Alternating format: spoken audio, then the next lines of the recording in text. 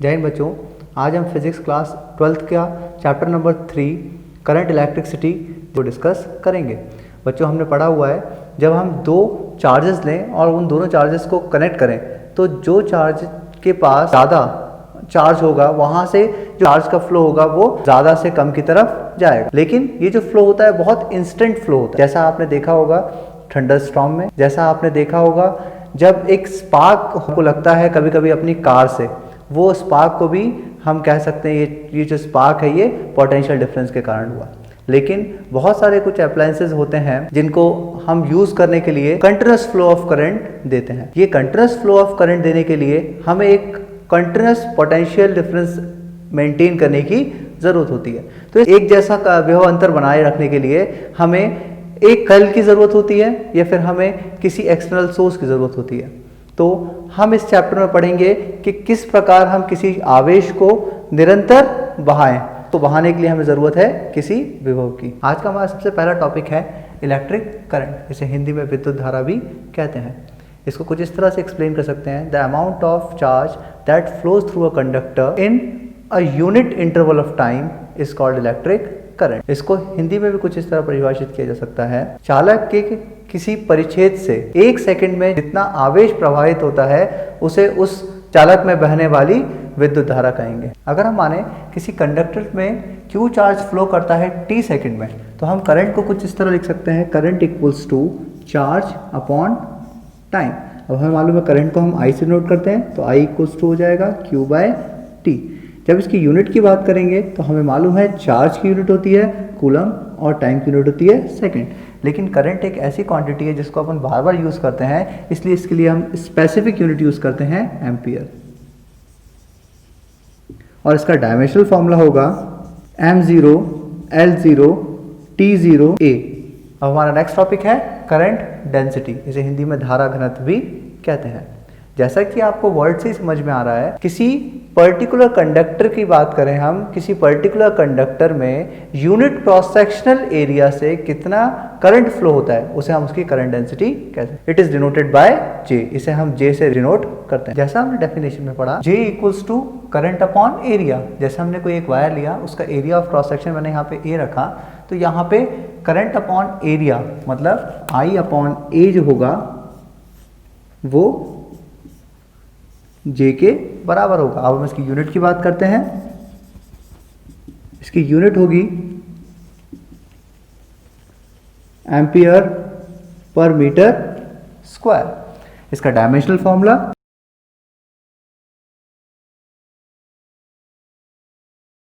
होगा m0 L to the power -2, क्योंकि metre square जो है वो डिनोमिनेटर में है, और T0 और A, ये होगा इसका डायमेंशनल फॉर्मूला। अब यहाँ पे एक समझने वाली बात यह है, जैसा हमने करंट पे देखा, करंट में मैंने बताया इसकी डायरेक्शन लेफ्ट टू राइट है, लेकिन इसके बाद भी करंट एक स्केलर क्वांटिटी होती है और करंट डेंसिटी एक वेक्टर क्वांटिटी होती है, क्योंकि एक ये रिस्पेक्टिव एरिया से करंट को फ्लो करती है। अब आपके दिमाग में एक क्वेश्चन आ रहा होगा, यहाँ पे हमने करंट की डायरेक्शन भी दी है, उसके बाद भी ये स्केलर क्वांटिटी क्यों है? क्योंकि जब अगर हम देखते हैं किसी सर्किट में करंट आ रहा होता है तो उसका जो टोटल सम होता है वो अपना नॉर्मल सम की तरह होता है, वो एक वेक्टर सम की तरह नहीं होता है, इसलिए हम करंट को स्केलर क्वांटिटी रखते हैं। जैसा कि अब बच्चों आपने देखा, हमने अभी करंट पढ़ा और करंट डेंसिटी पढ़ा। अब आप उनको ये बात मालूम है कि करंट को फ्लो करने के लिए हमें किसी कंडक्टर की जरूरत होती है। कंडक्टर की जरूरत ही क्यों होती है? क्योंकि कंडक्टर के अंदर कुछ स्पेसिफिक प्रॉपर्टीज होती हैं जो करंट को मदद करती है फ्लो करने में।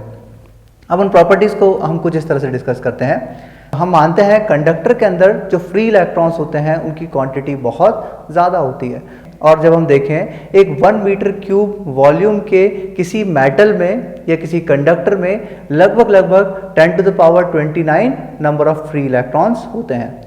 और जब भी हम किसी कंडक्टर को किसी इलेक्ट्रिक फील्ड में रखते हैं तो जिस डायरेक्शन से इलेक्ट्रिक फील्ड आ रही है सारे इलेक्ट्रॉन उस तरफ ड्रिफ्ट होना शुरू हो जाते हैं। तो जब इलेक्ट्रॉन एक पॉइंट से दूसरे पॉइंट पर पहुंचते हैं तब हम ऐसा मानते हैं कि करंट किसी कंडक्टर में फ्लो होना शुरू हो जाता है। अब इसके बाद एक बात रहती है, तो हमने तो रदरफोर्ड मॉडल में पढ़ा है कि इलेक्ट्रॉन्स भी मूव करते हैं, तो बिल्कुल सही बात है, इलेक्ट्रॉन्स भी किसी कंडक्टर में मूव करते हैं। लेकिन इलेक्ट्रॉन का जो मूवमेंट होता है वो फास्ट तो होता है, इसके साथ साथ रैंडम भी होता है। किसी एक पर्टिकुलर डायरेक्शन में इलेक्ट्रॉन मूव नहीं करते। इलेक्ट्रॉन्स किसी पर्टिकुलर डायरेक्शन में तब मूव करते हैं जब उनके ऊपर एक इलेक्ट्रिक फील्ड या फिर उनके दो एंड्स पर कोई पोटेंशियल डिफरेंस लगाया जाए।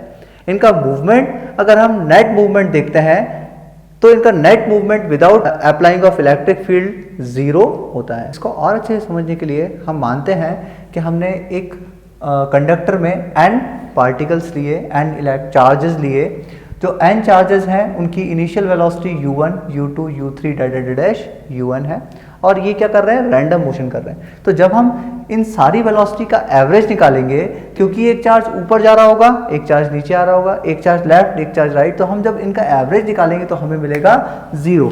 मतलब चार्ज का net movement without electric field 0 होता है। कोई भी चार्ज एक पॉइंट से दूसरे पॉइंट तक एग्जैक्टली नहीं पहुंचता है। अब हमारा नेक्स्ट टॉपिक है ड्रिफ्ट वेलोसिटी। ड्रिफ्ट वेलोसिटी को हिंदी में हम अनुगमन वेग भी कहते हैं। जब किसी कंडक्टर को हम किसी इलेक्ट्रिक फील्ड में या फिर उसके दो एंड्स पे हम इलेक्ट्रिक पोटेंशियल अप्लाई करते हैं तो इलेक्ट्रॉन्स जो होते हैं वो एक नेगेटिव टर्मिनल से पॉजिटिव टर्मिनल की तरफ ड्रिफ्ट होना शुरू हो जाते हैं। अब ये जो इलेक्ट्रॉन का ड्रिफ्ट होता है वो सडन ड्रिफ्ट नहीं होता है। क्यों नहीं होता है? जैसा मैंने आपको बताया था कि कंडक्टर में एक यूनिट वॉल्यूम में 10 to the power 29 इलेक्ट्रॉन्स होते हैं और इतने ही क्या होते हैं, प्रोटॉन्स भी होते हैं, इतने ही पॉजिटिव चार्ज होते हैं। तो जब इतने सारे इलेक्ट्रॉन्स एक साथ मूव करेंगे तो वो पॉजिटिव आयन से टकराते हैं और पॉजिटिव आयन से टकराने के बाद उन पे जो मोशन होता है वो स्ट्रेट मोशन ना होकर एक जिगजैग पाथ में या एक रैंडम मोशन होता है। और अगर हम इन सारे मोशंस की किसी एक पर्टिकुलर इलेक्ट्रॉन की सारी वेलोसिटी का एवरेज निकालें तो उसे हम ड्रिफ्ट वेलोसिटी कहते हैं, जिसकी वैल्यू बहुत कम होती है। इसकी value nearly 10 to the power -4 metre पर सेकेंड होती है। स्टूडेंट्स, जैसा आपने ड्रिफ्ट वेलोसिटी में पढ़ा, it is the average velocity with which the electrons get drifted towards the positive terminal of a battery. अब यहाँ पे हमने देखा कि क्योंकि इलेक्ट्रॉन्स जो हो रहे हैं ड्रिफ्ट हो रहे हैं तो उनके कारण ही क्या होगा, करंट फ्लो होगा। तो अब हम पढ़ेंगे relationship between current and drift velocity. अब करंट एंड ड्रिफ्ट वेलोसिटी में रिलेशन पढ़ने के लिए हमने एक कंडक्टर लिया जिसका एरिया ऑफ क्रॉस सेक्शन हमने A रखा, इसका लेंथ हमने L रखा और हमने माना कि कोई इलेक्ट्रॉन इसके नेगेटिव टर्मिनल से ड्रिफ्ट होके पॉजिटिव टर्मिनल पर जो आ रहा है उसकी जो ड्रिफ्ट वेलोसिटी है वो है Vd। अब इसके बाद हमने ये जो कंडक्टर है इसमें पर यूनिट वॉल्यूम में हमने इसके नंबर ऑफ इलेक्ट्रॉन्स माने n और जब इसकी लेंथ L है जैसा हमने यहाँ बताया हुआ है और एरिया A है तो इसका वॉल्यूम हो जाएगा एरिया इंटू लेंथ क्या होता है, वॉल्यूम, तो A इंटू L हो गया। अब हमने पढ़ा है कि number of electrons per unit volume जो है वो क्या है, n है। तो अगर इसमें n का मल्टीप्लाई करेंगे तो NaL हो जाएगा total number of electrons in the conductor. अब हम बात करते हैं इसके बाद टोटल चार्ज ऑफ इलेक्ट्रॉन्स। अब क्योंकि हमें मालूम है एक चार्ज इलेक्ट्रॉन का होता है -1.6 इंटू 10⁻⁻19 कूलम और इसको हम स्मॉल e से भी रिप्रेजेंट करते हैं तो हम लिख सकते हैं E इंटू NaL। इसको सॉल्व करेंगे तो हमें मिलेगा, तो ये बनेगा NeAL। इसे हम मानते हैं इक्वेशन फर्स्ट। अब जैसा कि हम यहाँ पे हमने माना था Vd, जो माना था ड्रिफ्ट वेलोसिटी माना था इलेक्ट्रॉन का, तो अगर हम Vd ड्रिफ्ट वेलोसिटी मानते हैं इलेक्ट्रॉन का तो इलेक्ट्रॉन को एक एंड से दूसरे एंड तक जाने में जो टाइम लगेगा वो कैलकुलेट कर लेते हैं। तो टाइम टेकन इक्वल टू क्या होगा, डिस्टेंस जो यहाँ पर है L और स्पीड जो यहाँ पर है Vd। तो यहाँ पे हमारे पास टाइम की वैल्यू आ जाएगी L/Vd। इसको करेंगे इक्वेशन सेकेंड। इसके बाद हमें मालूम है करंट जो होता है वो चार्ज अपॉन टाइम के बराबर होता है। अब यहाँ पे वैल्यू पुट करते हैं हम लोग चार्ज की, तो यहाँ पे जो चार्ज की वैल्यू थी इक्वेशन फर्स्ट से हम लिखेंगे NeAL और अपॉन टाइम की वैल्यू हम इक्वेशन सेकंड से लेंगे L/Vd। अब जब हम इसको सॉल्व करेंगे तो L से L कैंसिल हो जाएगा और ये Vd जो होगा वो न्यूमरेटर से डिनोमिनेटर में पहुंच जाएगा तो हमें मिलेगा NeAVd। तो हम कह सकते हैं जो करंट I होता है वो NeAVd के बराबर होता है। अब हमारा नेक्स्ट टॉपिक है ओम्स लॉ। 1826 में एक जर्मन साइंटिस्ट थे डॉक्टर जॉर्ज सिमन ओम्स, इन्होंने अपने ऑब्जर्वेशन में बताया था जिस तरह पानी के कंटिन्यूस फ्लो के लिए हमें पानी को कुछ एक पोटेंशियल देना पड़ता है, मतलब पानी को कुछ पर्टिकुलर हाइट पे रखना पड़ता है, उसी तरह से अगर हम किसी कंडक्टर में फ्लो चाहते हैं कंटिन्यूस तो हमें एक पोटेंशियल को डेवलप करना पड़ेगा।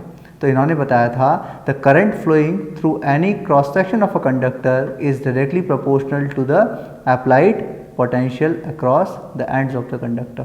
जैसा हमने पढ़ा, किसी चालक में जो धारा प्रवाह हो रही है उसको प्रवाह करने के लिए हमें एक विभव की आवश्यकता होती है, और धारा प्रवाह जो होती है वो अनुक्रमानुपाती होती है विभव के। तो हम यहाँ लिखेंगे V is directly proportional to I, और जैसे ही इस डायरेक्टली प्रोपोर्शनलिटी के साइन को हम इक्वल्स टू में चेंज करेंगे तो हमें मिलेगा एक कांस्टेंट, जो कांस्टेंट हमें मिलता है R।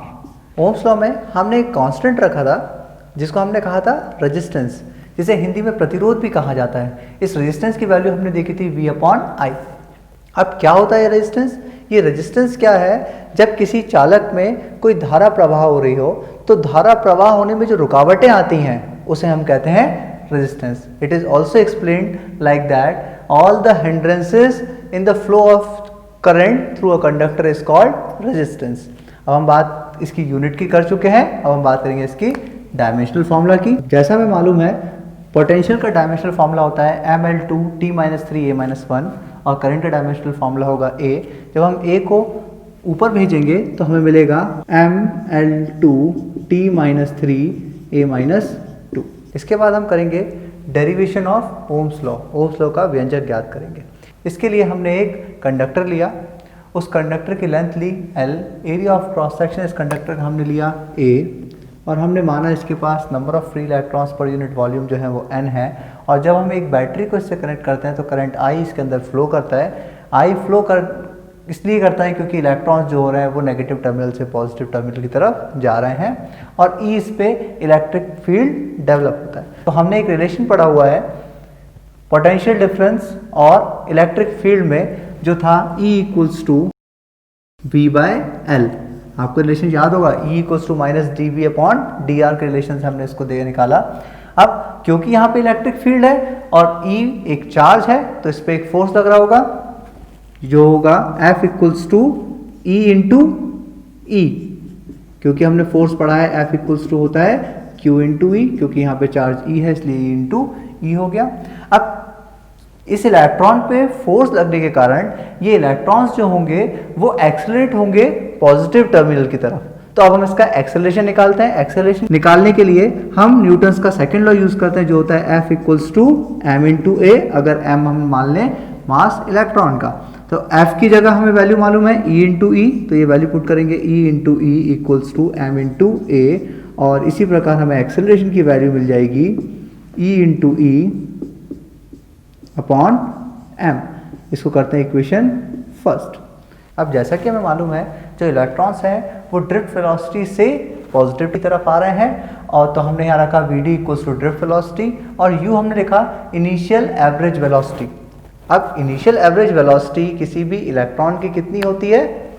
0, जैसा कि हमने पहले भी डिस्कस किया है, क्योंकि इलेक्ट्रॉन का in absence of external potential applied is 0, क्योंकि उसका एक मोशन जो होता है वो रैंडम मोशन होता है। हम बात करते हैं by first equation of motion जो होता है V equals to U plus AT। यहाँ पे हमने V की जगह लिखा Vd, U होगा हमारा initial velocity, A acceleration of electron, और यहाँ पे T की जगह हमने रखा है टाउ। टाउ जो होता है वो होता है रिलैक्सेशन टाइम, क्योंकि हमने बताया कि जो इलेक्ट्रॉन होता है वो टुकड़ों में मोशन करता है, क्योंकि वो हर कुछ पर्टिकुलर टाइम के बाद किसी पॉजिटिव आयन से टकराता है, उसका अपनी पोजीशन को चेंज करता है। तो दो सक्सेसिव कॉलिजन के बीच में जो टाइम होता है उसे हम कहते हैं रिलैक्सेशन टाइम, इसलिए यहाँ पे हमने रिलैक्सेशन टाइम की जगह टाउ रखा। अब यहाँ पे Vd जो है वो ड्रिफ्ट वेलोसिटी है, जो फाइनल वेलोसिटी होगी इलेक्ट्रॉन की, तो इसलिए हमने लिख दिया Vd। और जैसा कि हमें मालूम है कि electron in absence of electric field random motion कर रहे होंगे, तो इसकी एवरेज वेलोसिटी होगी 0 प्लस एक्सेलरेशन की वैल्यू हमने इक्वेशन फर्स्ट से निकाली थी E/m, और यहाँ पे जाएगा टाउ। अब हमने देखा था कि E और V में रिलेशन होता है E इक्वल्स टू V/L, तो हम E की जगह V/L भी सब्स्टिट्यूट कर सकते हैं। तो यहाँ पे ड्रिफ्ट वेलोसिटी Vd हमारे पास आएगी E V upon M L into tau. इसको करेंगे इक्वेशन सेकेंड। अब जैसा कि हमें मालूम है, एक रिलेशन हमने पढ़ा है करंट और ड्रिफ्ट वेलोसिटी में, I equals to N E A V D. ये रिलेशन का यूज़ करेंगे हम और डी की वैल्यू इक्वेशन सेकंड से यहाँ सब्स्टिट्यूट करेंगे, तो हमें मिलेगा I equals to N E A V D की जगह वैल्यू आ जाएगी E into V upon M L into tau. इसको सॉल्व करने पर हमें मिलेगा I equals to N E into E square upon M L A into tau into V. अब हम जब इन सारी जो वैल्यूज़ हैं इसको ट्रांसपोज करेंगे तो हमें मिलेगा M L upon N E square A tau into I equals to V. अब देखिए यहाँ पे हम देखें m जो मास है इलेक्ट्रॉन का एक कांस्टेंट क्वांटिटी है, लेंथ ऑफ कंडक्टर वो भी एक कांस्टेंट क्वांटिटी है, number of electrons constant quantity है, a area of cross section constant quantity और ये टाउ ये भी एक कांस्टेंट क्वांटिटी है। तो इन सभी की जगह हम कांस्टेंट रख सकते हैं r। तो जो r होगा वो रिप्लेस करेगा M L upon N E square A tau को, तो बन जाएगा r into I equals to V जो होता है ओम्स लॉ। बच्चों जैसे हमने देखा रेजिस्टेंस R जो होता है वो M L upon N E square A tau पर डिपेंड करता है। तो अब हम देखेंगे फैक्टर्स अफेक्टिंग रेजिस्टेंस, प्रतिरोध पे किन कारणों का प्रभाव पड़ता है। तो सबसे पहले हम देखते हैं resistance is directly proportional to length, मतलब अगर हम किसी चालक की लंबाई को बढ़ाएंगे तो उसका प्रतिरोध बढ़ जाएगा। तो यहाँ पर हम लिख सकते हैं resistance is directly proportional to length. और हम देख रहे हैं यहाँ पे रेजिस्टेंस जो है वो क्षेत्रफल के इन्वर्सली प्रोपोर्शनल है। तो यहाँ पे हम लिखेंगे resistance is inversely proportional to area, मतलब अगर हम चाहते हैं किसी भी तार का प्रतिरोध कम करना तो हम उसके क्षेत्रफल को बढ़ा दें तो उससे उसका प्रतिरोध कम हो जाएगा। तीसरी चीज़ है नेचर ऑफ मटेरियल। यहाँ पे हम देख रहे हैं नंबर ऑफ फ्री इलेक्ट्रॉन्स पे डिपेंड करता है रेजिस्टेंस, और number of free electron depend करते हैं किसी मटेरियल पे। तो यहाँ पे हम देखेंगे कि अलग अलग मटेरियल के लिए अलग अलग रेजिस्टेंस होते हैं। इसके बाद लास्ट पर बात करते हैं टेम्परेचर की। तो हम यहाँ देखते हैं कि जब हम किसी भी कंडक्टर का टेम्परेचर इंक्रीज करते हैं तो उसका रेजिस्टेंस बढ़ जाता है। अब देखिए यहाँ पे बच्चे एक पॉइंट पे कंफ्यूज होते हैं, वो पॉइंट ये है जो रेजिस्टेंस होता है वो सोचते हैं ये टाउ के इन्वर्सली प्रोपोर्शनल है, तो वो टेम्परेचर को टाउ से कनेक्ट कर देते हैं, लेकिन ऐसा नहीं होता, क्योंकि जब हम किसी ऑब्जेक्ट का टेम्परेचर बढ़ाते हैं तो उसके जो मॉलिक्यूल्स होते हैं उसका मोशन फास्ट हो जाता है। तो यहाँ पर जब हम किसी कंडक्टर का टेम्परेचर बढ़ाएंगे तो उसके इलेक्ट्रॉन का मोशन फास्ट हो जाएगा। जब इलेक्ट्रॉन का मोशन फास्ट हो जाएगा तो दो कॉलिजनों के बीच में लगने वाला टाइम, जिसको हम रिलैक्सेशन टाइम कहते हैं, वो कम हो जाएगा, और जब टाउ की वैल्यू कम होगी तो हमारा रेजिस्टेंस इंक्रीज होगा। इसलिए हम कहेंगे resistance is directly proportional to temperature. जैसा हमने पढ़ा रेजिस्टेंस जो होता है वो टेम्परेचर के डायरेक्टली प्रोपोर्शनल होता है। तो हम देखते हैं कि effect of temperature on resistance, ताप का प्रतिरोध पर क्या प्रभाव पड़ता है। तो हमने माना कि R0 रेजिस्टेंस है किसी वायर का 0 डिग्री सेल्सियस पर, और RT रेजिस्टेंस है उसी वायर का T डिग्री सेल्सियस पे। तो RT की वैल्यू जो होगी वो होगी RT equals to R0 1 plus alpha into T। अब यहाँ पर R0 resistance at 0 degree Celsius, यहाँ पे हमने एक अल्फा नई चीज यूज करी है। यहाँ पे जो अल्फा होता है वो होता है थर्मल कोफिशिएंट ऑफ टेम्परेचर। इसको हम प्रतिरोध ताप गुण भी कहते हैं। प्रतिरोध ताप गुण या थर्मल कोफिशिएंट ऑफ रेजिस्टेंस को हम कुछ इस तरह से एक्सप्लेन कर सकते हैं कि किसी भी कंडक्टर का टेम्परेचर 1 डिग्री सेल्सियस इंक्रीज करने पर अगर 1 ओम रेजिस्टेंस के कंडक्टर का जो रेजिस्टेंस इंक्रीज होता है वह थर्मल कोफिशिएंट ऑफ रेजिस्टेंस के बराबर होता है। अब हम पढ़ेंगे सीरीज कॉम्बिनेशन ऑफ रेजिस्टेंस। जब हम रेजिस्टेंसेस को सीरीज में लगा देते हैं, मतलब एक एंड को हम दूसरे रेजिस्टेंस के फर्स्ट एंड से कनेक्ट करते हैं, तो इसको कहते हैं हम सीरीज कॉम्बिनेशन। अब हमने क्या किया, यहाँ पर हमने 3 रेजिस्टेंसेस को रखा R1 R2 R3, इनको एक सेल से कनेक्ट किया। सेल से कनेक्ट करने पर हम देखेंगे जैसे ही हम इसको ऑन करेंगे हमारा करंट जो होगा सर्किट में फ्लो करना शुरू हो जाएगा। मैंने माना कि R1 रेजिस्टेंस पे जो पोटेंशियल है वो V1 माइनस V2 है, R2 पे V2 माइनस V3 और R3 पे V3 माइनस V4 है। तो सबसे पहले हम निकालेंगे पोटेंशियल अक्रॉस R1 जो होगा V1 minus V2 equals to, जैसा हमें मालूम है ओम्स लॉ से V इक्वल्स टू IR होता है, क्योंकि यहाँ पे सभी रेजिस्टेंसेस पे सेम करंट जा रहा है तो ये हो जाएगा I, और हम लोग R1 के लिए निकाल रहे हैं इसलिए रेजिस्टेंस की वैल्यू पुट करेंगे यहाँ पे R1। इसी तरह हम निकालेंगे सेकेंड रेजिस्टेंस के लिए, तो हमारे पास जो पोटेंशियल डिफरेंस होगा वो होगा V2 minus V3 equals to IR2, और पोटेंशियल डिफरेंस अक्रॉस R3 जब हम देखेंगे तो हमें मिलेगा V3 minus V4 equals to IR3। अब हम निकाल देंगे इस पूरे कॉम्बिनेशन में पोटेंशियल, तो total potential difference across the ends P and Q is, तब हम पूरे कॉम्बिनेशन पे देखेंगे तो यहाँ पे पोटेंशियल जो है वो है V1 माइनस V4, जो इन सारे पोटेंशियल्स के सम के बराबर है। तो हम लिख सकते हैं इसको V1 minus V2 plus V2 minus V3 plus V3 minus V4। अब हमें मालूम है V1 माइनस V2 की वैल्यू IR1 है, तो इसकी जगह वैल्यू पुट कर देते हैं IR1। इसी तरह से V2 माइनस V3 IR2 के बराबर है, और V3 माइनस V4 जो है वो IR3 के बराबर है। यहाँ से हम I कॉमन भी निकाल सकते हैं, तो ये हो जाएगा IR1 plus R2 plus R3, जो बराबर होगा V1 माइनस V4 के। अगर हम R इक्विवेलेंट रेजिस्टेंस माने इन पूरे कॉम्बिनेशन का, तो हम देखेंगे V1 माइनस V4 जो होगा वो होगा I, क्योंकि जो करंट है वो सब पे सेम है, और ये हो जाएगा R। अब हमने देखिए V1 माइनस V4 की वैल्यू यहाँ से भी कैलकुलेट की है और यहाँ से भी कैलकुलेट की है, क्योंकि इसके लेफ्ट हैंड साइड्स बराबर है तो राइट हैंड साइड्स भी इक्वल होंगे। तो हम लिख सकते हैं IR equals to I bracket में R1 plus R2 plus R3। तो हम क्या कर सकते हैं, I से I को कैंसिल कर सकते हैं, यहाँ से हमारे फाइनल R की वैल्यू आएगी R equals to R1 plus R2 plus R3, जो होगा इक्विवेलेंट रेजिस्टेंस सीरीज कॉम्बिनेशन का। तो हम कह सकते हैं सीरीज कॉम्बिनेशन में जो रेजिस्टेंसेस होते हैं वो इंडिविजुअल रेजिस्टेंस के सम के बराबर होते हैं। अब हम पढ़ेंगे पैरेलल कॉम्बिनेशन ऑफ रेजिस्टेंस। समांतर क्रम में जब हम किसी प्रतिरोध को लगाते हैं तो उसके जो इक्विवेलेंट प्रतिरोध आता है वो कितना आता है वो हम कैलकुलेट करें। यहाँ पर देखिए हमने तीन रेजिस्टेंसेस रखे, R1, R2 और R3। तीन रेजिस्टेंसेस को हमने पैरेलल में रखा। इसके बाद हमने देखा कि जब हम इसको करंट I देते हैं तो वो I करंट जो होता है वो तीन पार्ट में स्प्लिट हो जाता है, I1, I2 और I3। अब हम निकालेंगे potential difference across R1। R1 पे जो पोटेंशियल डिफरेंस होगा वो निकालेंगे। अब R1 पे हम देखें तो R1 पे जो एंडिंग पॉइंट्स है वो क्या है, P और Q। तो यहाँ पे आ जाएगा VP minus VQ equals to I1 into R1,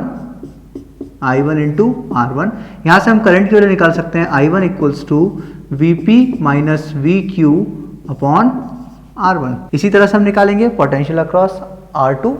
जब पोटेंशियल डिफरेंस अक्रॉस R2 हम निकालेंगे तो क्योंकि देखिए इसके पॉइंट्स भी क्या है, P और Q ही है एंडिंग पॉइंट्स, तो क्या आ जाएगा यहाँ पे VP minus VQ equals to I2 R2। तो यहाँ से I2 की वैल्यू हमारे पास आएगी VP minus VQ upon R2। अब हम निकालेंगे पोटेंशियल डिफरेंस अक्रॉस R3। तो ये भी हम देखेंगे इसके भी जो स्टार्टिंग और एंडिंग पॉइंट्स हैं वो क्या है, P और Q ही है। तो हो जाएगा I3 इंटू R3, और यहाँ से जब हम I3 निकालेंगे तो I3 इक्वल्स टू आ जाएगा VP minus VQ upon R3। अगर हम इस पूरे कॉम्बिनेशन का इक्विवेलेंट रेजिस्टेंस R मान लें तो यहाँ पे जो पोटेंशियल डिफरेंस होगा वो होगा VP minus VQ equals to I into R। तो यहाँ से I की वैल्यू जो आएगी वो हमारी आएगी VP minus VQ upon R। अब जैसा कि हमें मालूम है यहाँ पे जो टोटल करंट था I वो तीन पार्ट में स्प्लिट हो गया था, I1, I2 और I3। तो इसलिए यहाँ पर हमने लिखा I equals to I1 plus I2 plus I3। अब हमने I1, I2, I3 की वैल्यूज निकाली हुई है। जैसे I की वैल्यू हमने यहाँ पे निकाली है VP minus VQ upon R। ऐसे हमने निकाली I1 की वैल्यू जो होगी VP minus VQ upon R1 plus VP minus VQ upon R2 plus VP minus VQ upon R3। यहाँ पे हम देख रहे हैं VP माइनस VQ की वैल्यू अब यहाँ पर कॉमन है, तो ये होगा Vp minus V Q upon R equals to, जब हम Vp माइनस वी क्यू को कॉमन निकाल लेंगे तो हमारे पास बचेगा 1 upon R1 plus 1 upon R2 plus 1 upon R3। ये Vp माइनस वी क्यू से हम Vp माइनस वी क्यू को कैंसिल करेंगे तो हम देखेंगे हमारे पास जो इक्विवेलेंट जो रेजिस्टेंस है वो होगा 1 upon R1 plus 1 upon R2 plus 1 upon R3। ये होता है हमारे पास equivalent resistance parallel combination. I hope बच्चों आपको ये सारे टॉपिक्स आज हमने डिस्कस किए थे वो समझ में आए होंगे। अब आप इन सारे टॉपिक्स के एक प्रॉपर नोट्स बनाइए, इनको अच्छे से याद कीजिए और जो स्क्रीन पे मैंने क्वेश्चंस दिए हैं उनको सॉल्व कीजिए। Thank you.